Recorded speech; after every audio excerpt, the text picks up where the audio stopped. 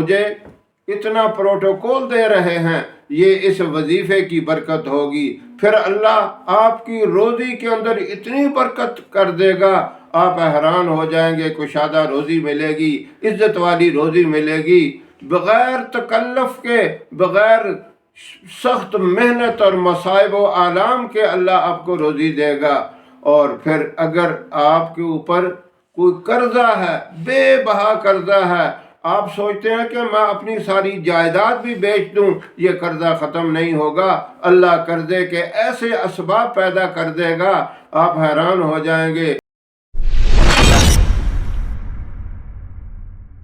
بسم اللہ الرحمن الرحیم۔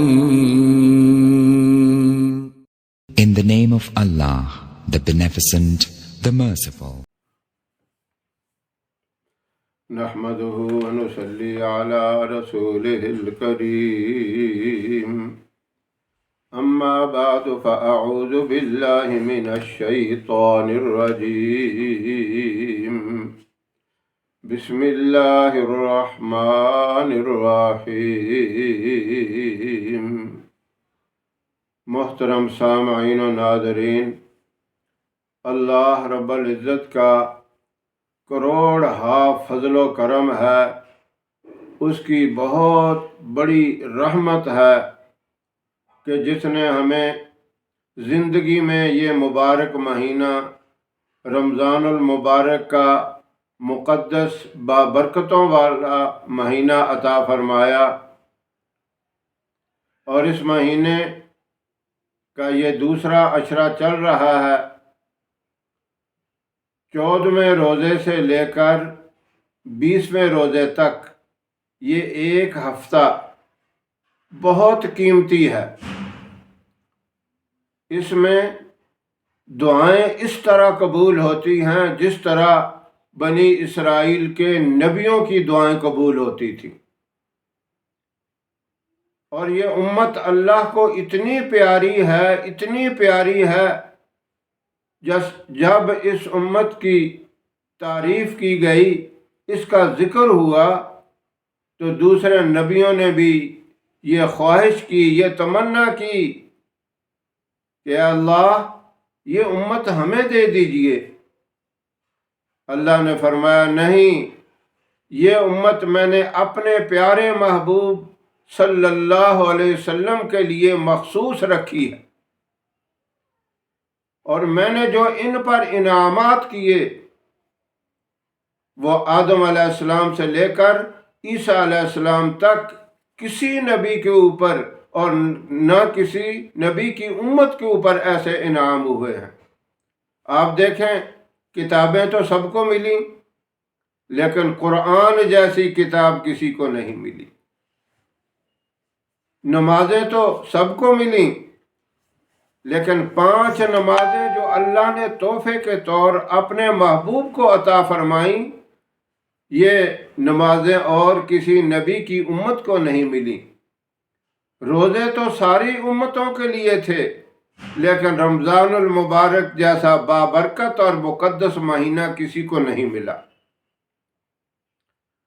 تو اس کے لیے تو دوسرے نبیوں نے بھی دعائیں کی، لیکن اللہ نے یہ انتخاب اس بابرکت اور مقدس مہینے کا اپنے محبوب کی امت کے لیے کیا، اور فرمایا کہ تم 11 مہینوں میں عبادت کر کے وہ مقام حاصل نہیں کر سکتے، اس درجے تک نہیں پہنچ سکتے، اتنی بڑی کامیابی نہیں حاصل کر سکتے جتنی کامیابی اس مہینے میں تمہیں مل جائے گی، جتنی رحمتیں اور برکتیں اس مہینے میں تمہیں مل جائیں گی، اور جتنا اللہ تم سے اس مہینے میں راضی ہو جائے گا۔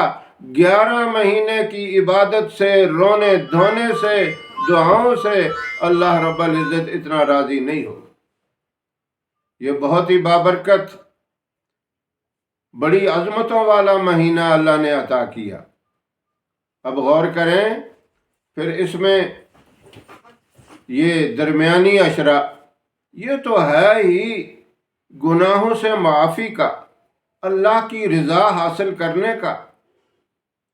جب بندے کے قصور معاف ہو جائیں، غلطیاں معاف ہو جائیں، اس کے جرم معاف ہو جائیں، تو وہ بندہ بہت ہی محترم بن جاتا ہے، اللہ کے ہاں بہت محبوب بن جاتا ہے، پاکیزہ بن جاتا ہے۔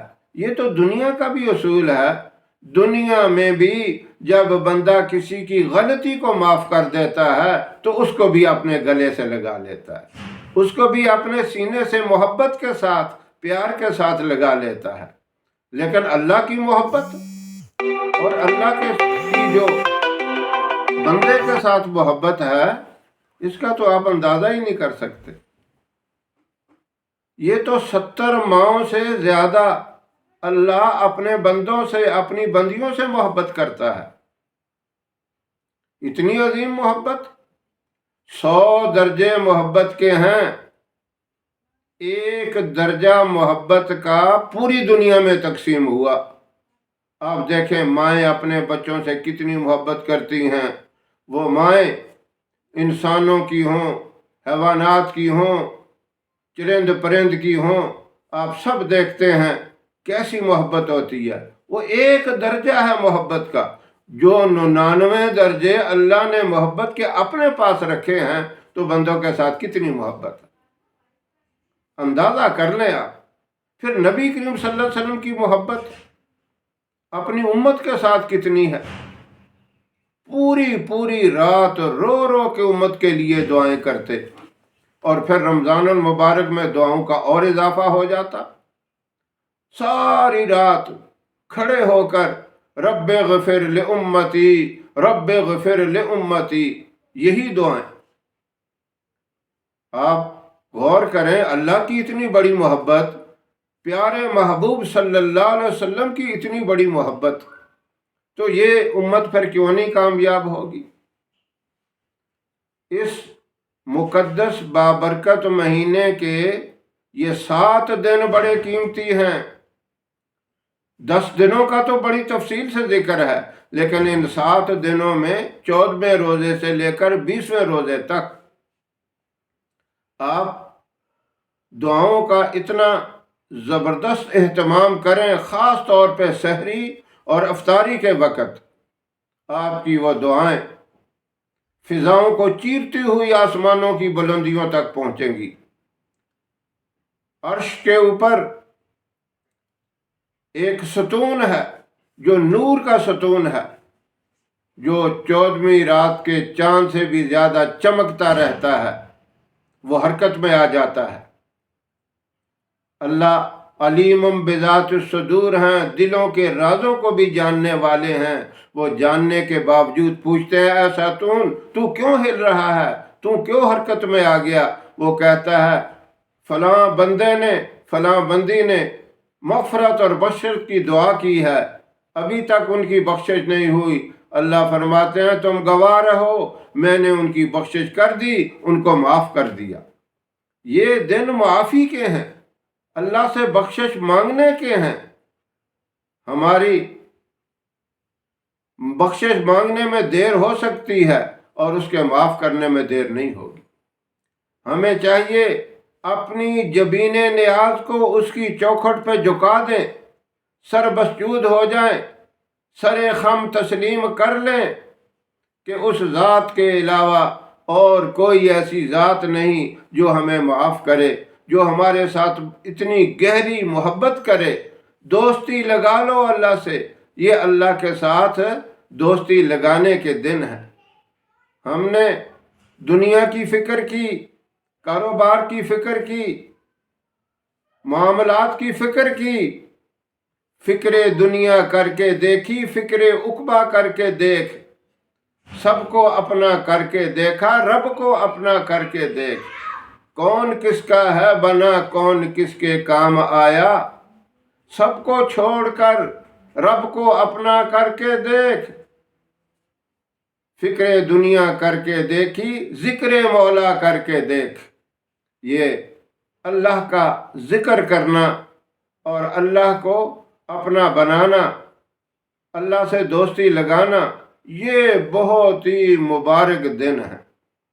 اس موقع کو غنیمت سمجھیں، اس کو ضائع نہ کریں، اور اس میں ایک چھوٹا سا وظیفہ بہت ہی مبارک، بہت پیارا وظیفہ، ایسا وظیفہ جو اللہ نے اپنے محبوب سے بھی کہا وَلَسَوْفَ يُعْتِيكَ رَبُّكَ فَتَرْضَىٰ، اللہ تجھے راضی کرے گا۔ لوگوں نے تکلیفیں دیں، اذیتیں پہنچائیں، برا بلا کہا، لیکن اللہ نے کہا میں تجھے راضی کروں گا۔ اور لوگوں کو یہ کہا جاتا ہے کہ تم رب کو راضی کر لو، اور اللہ اپنے محبوب سے فرماتے ہیں میں راضی کروں گا تجھے۔ تو اللہ کو راضی کرنے کے لیے یہ بڑا مبارک وظیفہ ہے، جو امت بھی یہ وظیفہ کرے گی۔ ان 7 دنوں میں یہ مخصوص ہے، سحری کے ٹائم بھی آپ تہجد کی نماز ادا کرنے سے پہلے یا تہجد کی نماز ادا کرنے کے بعد اس کو 21 مرتبہ پڑھ لیں، وَلَسَوْفَ يُعْتِيكَ رَبُّكَ فَتَرْضَىٰ۔ اس کے اول آخر ایک ایک مرتبہ نبی کریم صلی اللہ علیہ وسلم کے اوپر درود و سلام کا تحفہ بھی بھیج دے۔ اور اسی طرح افطاری سے بھی چند منٹ قبل اس کو 21 مرتبہ اول آخر ایک ایک مرتبہ درود ابراہیم کے ساتھ پڑھ لیں۔ 7 دن یہ پکا معمول رکھیں، اب اس کی برکت سے اللہ راضی ہو جائے گا۔ سب سے بڑی کامیابی اللہ کو راضی کر لینا ہے، اور سب سے بڑی ناکامی اللہ کو ناراض کر لینا ہے۔ جب اللہ راضی ہو جائے گا تو دنیا کی نعمتوں سے بھی مالا مال کر دے گا اور آخرت کی نعمتوں سے بھی مالا مال کر دے گا۔ سب سے بڑا یہ فائدہ ہوگا، دنیا میں ہر چیز، ہر مخلوق، ہر بندہ آپ سے محبت کرے گا، آپ کی تعظیم کرے گا، آپ کا اتنا احترام کرے گا، آپ سمجھیں گے کہ میں تو کوئی اللہ کا ولی نہیں ہوں، میں اتنا علم والا نہیں ہوں جو لوگ میری تعریف کر رہے ہیں اور مجھے اتنا پروٹوکول دے رہے ہیں۔ یہ اس وظیفے کی برکت ہوگی، پھر اللہ آپ کی روزی کے اندر اتنی برکت کر دے گا، آپ حیران ہو جائیں گے۔ کشادہ روزی ملے گی، عزت والی روزی ملے گی، بغیر تکلف کے، بغیر سخت محنت اور مصائب و آلام کے اللہ آپ کو روزی دے گا۔ اور پھر اگر آپ کے اوپر کوئی قرضہ ہے، بے بہا قرضہ ہے، آپ سوچتے ہیں کہ میں اپنی ساری جائیداد بھی بیچ دوں یہ قرضہ ختم نہیں ہوگا، اللہ قرضے کے ایسے اسباب پیدا کر دے گا، آپ حیران ہو جائیں گے کہ اللہ نے میرے اوپر اتنا کرم کیا، قرضہ بھی ختم ہو گیا اور روزی بھی کشادہ مل گئی، دنیا بھی عزت کرنے لگ گئی، اولاد بھی عزت کرنے لگ گئی، رشتہ دار، دوست، احباب سارے محبت سے پیش آنے لگ گئے۔ یہ کیوں ہوا؟ یہ اللہ کو راضی کرنے کی وجہ سے ہوا۔ اس وظیفے کی برکت سے، اعمال صالحہ کی برکت سے اور ان 7 دنوں کی برکت سے یہ سارا کچھ اللہ عطا فرماتے ہیں۔ اللہ رب العزت یہ مبارک، یہ بابرکت وظیفہ ہم سب کو کرنے کی توفیق عطا فرمائے۔ وآخر دعوانا ان الحمد للہ رب العالمین۔